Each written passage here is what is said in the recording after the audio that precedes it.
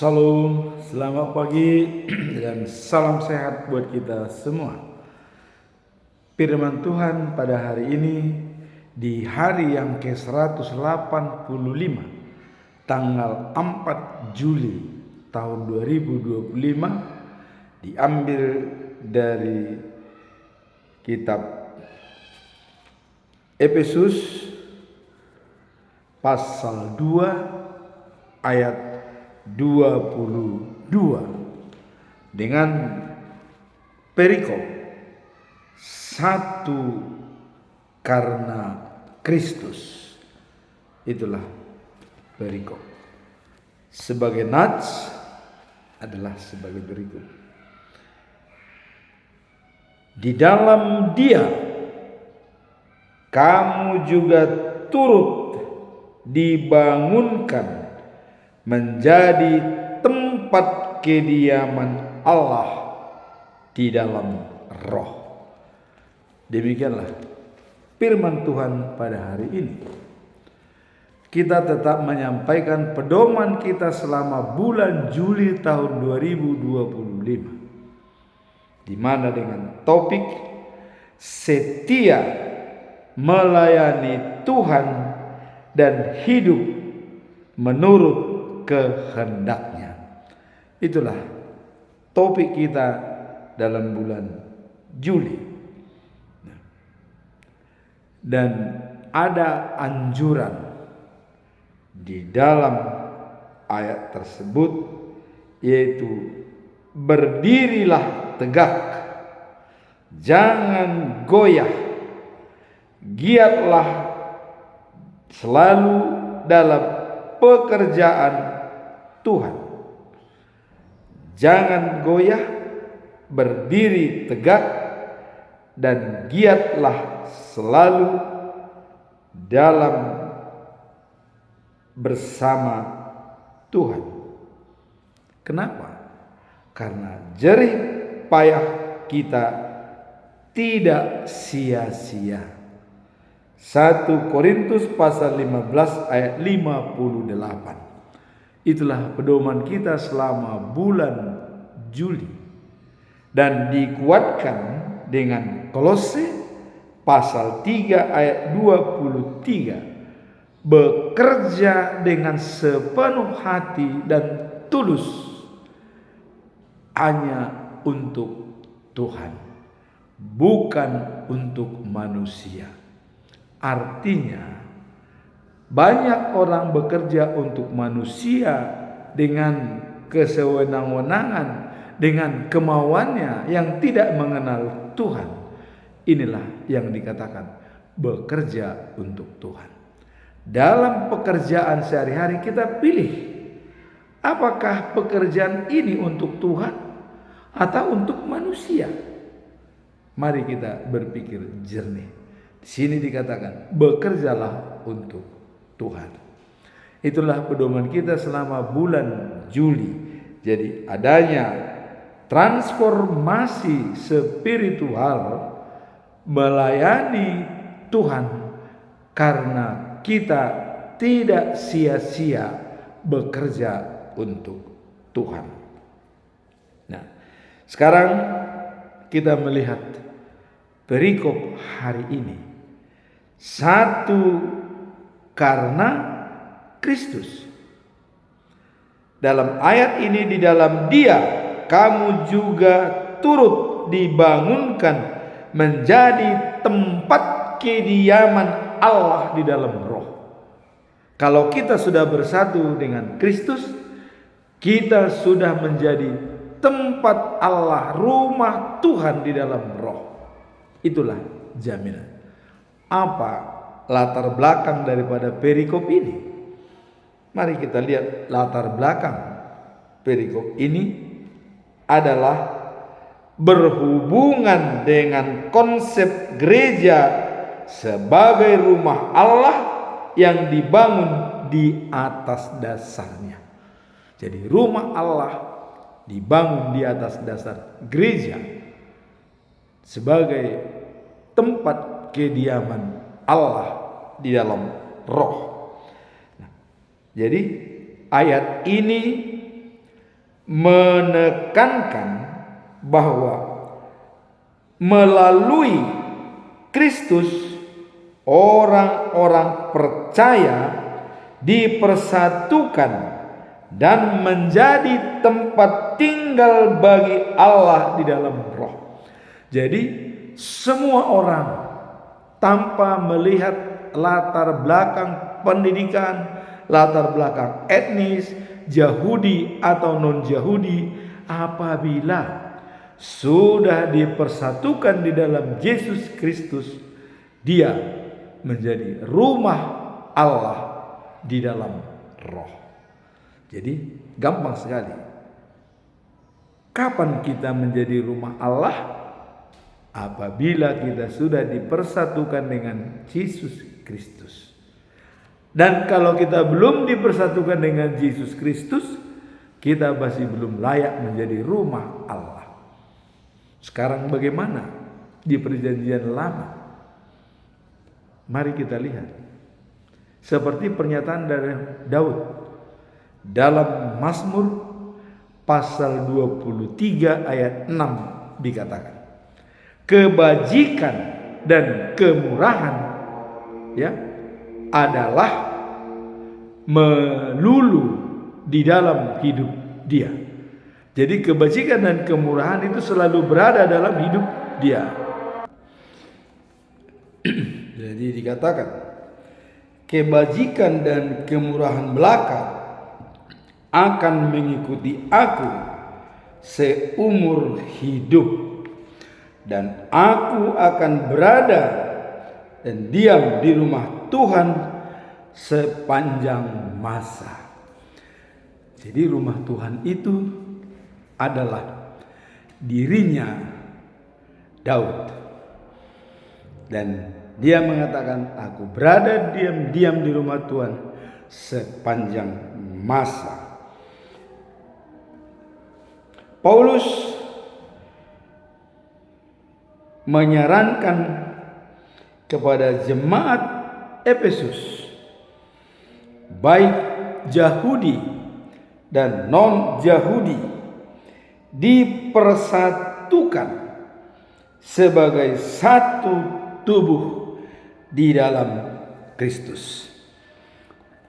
Itulah apabila sudah bersama dengan Kristus, itu menjadi satu tubuh di dalam Kristus.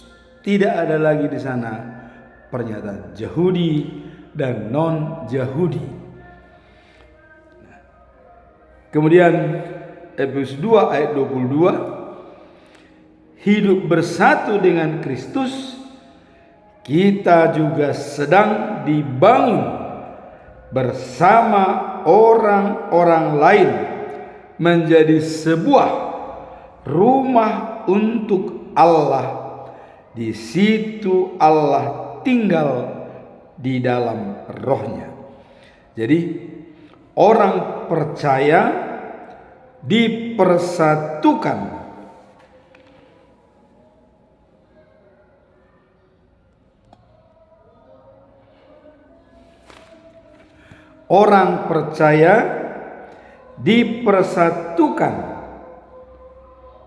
dengan Kristus menjadi tempat tinggal Allah di dalam roh. Ini mencerminkan identitas gereja dan tujuan gereja sebagai komunitas yang dibentuk oleh kasih dan kesatuan di dalam Kristus. Jadi setiap jemaat memiliki peran penting dalam membangun gereja sebagai rumah Allah di bumi, di mana kehadirannya nyata dalam hidup setiap interaksi dan persekutuan.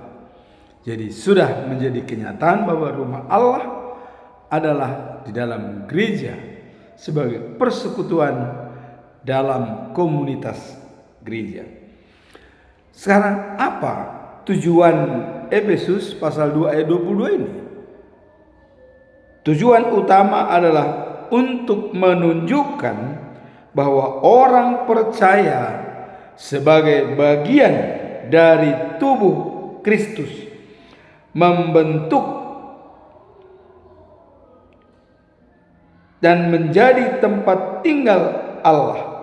Jadi dalam membentuk gereja dan menjadi tempat tinggal Allah di dalam roh. Ayat ini mencerminkan bahwa pentingnya kesatuan antara pengikut Kristus dalam menciptakan satu komunitas yang mencerminkan kehadiran Tuhan. Jadi pentingnya kesatuan dalam pengikut Kristus dalam menciptakan satu komunitas yang mencerminkan kehadiran Tuhan. Jadi satu komunitas adalah untuk menghadirkan Tuhan di dalamnya dan bisa dikatakan sebagai tempat Allah di dalam roh. Itulah tujuan utama daripada perikop ini. Paulus mengatakan, melalui iman kepada Kristus, baik Yahudi maupun non-Yahudi dipersatukan dan diintegrasikan ke dalam satu tubuh yang sama, yaitu tubuh Kristus. 1 Korintus 2 ayat 22 dikatakan, setiap orang percaya memiliki peran dan tanggung jawab dalam membangun gereja, bukan hanya sekedar gedung fisik, melainkan komunitas orang-orang dipenuhi Roh Kudus, beribadah dan melayani. Jadi bukan hanya gereja, bangunan secara fisik, tapi komunitas yang bersatu di dalam gereja tersebut adalah diingani dan ditempati oleh Roh Kudus untuk beribadah dan melayani. Jadi komunitas yang sudah berkumpul di dalam gereja tersebut harus dipenuhi dengan Roh Kudus untuk melayani. Nah, sesuai dengan pedoman kita dalam bulan Juli, setia melayani Tuhan dan hidup menurut kehendaknya. Jadi bekerja untuk Tuhan. Sekarang apa pesan moral daripada perikop ini? Pesan moral adalah pentingnya kesatuan di antara para pengikut Kristus sebagai anggota gereja yang merupakan tempat tinggal Allah di dalam roh. Itu pesan moralnya. Jadi pentingnya kesatuan di antara para pengikut Kristus sebagai anggota gereja, pengikut Kristus sebagai anggota gereja yang merupakan tempat tinggal Allah di dalam roh. Jadi benar tadi pernyataan daripada Daud bahwa dia berada di rumah Tuhan sepanjang masa. Dirinya adalah sebagai rumah Tuhan, tempat tinggal Tuhan. Di sini pun dikatakan bahwa pentingnya kesatuan di antara para pengikut Kristus sebagai anggota gereja yang merupakan tempat tinggal Allah di dalam roh. Jadi setiap orang yang sudah bersama dengan Kristus, dia menjadi tempat tinggal Allah di dalam roh. Jadi roh Allah ada dalam dirinya, dan dirinya menjadi tempat tinggal Allah sepanjang masa. Itulah dikatakan oleh Daud, kebajikan dan kemurahan melulu mengikuti aku seumur hidup tanpa jeda, dan aku diam di rumah Tuhan sepanjang masa. Dirinya adalah sebagai rumah Tuhan. Nah, di sini pun seseorang yang sudah bersama dengan Kristus, dia wajib menjadi tempat tinggal Allah di dalam roh. Itulah pesan moral daripada perikop ini. Dan apa yang paling utama pesan moralnya? Mari kita lihat. Pentingnya kesatuan dan peran aktif setiap anggota gereja dalam membangun komunitas iman yang mencerminkan kehadiran Allah. Jadi membangun komunitas iman gereja dan juga mencerminkan kehadiran Allah. Jadi Allah hadir pada komunitas tersebut. Dan perbedaan dan latar belakang tidak menjadi penghalang untuk bersatu dalam Kristus sebagai basis gereja, satu tubuh menjalankan karakter Allah. Jadi kita sudah satu tubuh bersama Kristus dan menjalankan karakter Allah, yaitu kasih. 1 Yohanes pasal 4 ayat 8. Allah itu adalah kasih. Barang siapa tidak memiliki kasih, tidak mengenal Allah. Jadi ukuran daripada kenal atau tidak dengan Allah, kita menjadi rumah Allah dan tempat tinggal Allah apabila kita memiliki kasih. Maka dalam 1 Korintus 13 ayat 13 dikatakan, ya, ada 3 yang tetap dalam diri kita, yaitu pengharapan, iman, dan kasih. Tapi kasihlah yang lebih besar. Mengapa? Pengharapan ada di dunia, yaitu kita menantikan kedatangan Yesus yang kedua kali, bahwa tempat tinggal kita sebenarnya bukan di dunia, tapi ada tempat yang diberikan Tuhan. Iman kita ada di dunia, iman percaya diselamatkan karena iman. Tapi kasih di dunia ada, di surga pun ada. Pada saat kita menerima undangan perjamuan pesta dari Allah, menyediakan sapi-sapi gemuk dan anggur yang berkualitas, serta buah-buah pohon yang berbuah setiap bulan di pinggir sungai yang berada di tengah tahta Allah, yang datang dari tahta Allah, dan ada pohon-pohon yang berbuah setiap bulan gratis untuk kita nikmati. Itulah kasih agape ada di surga.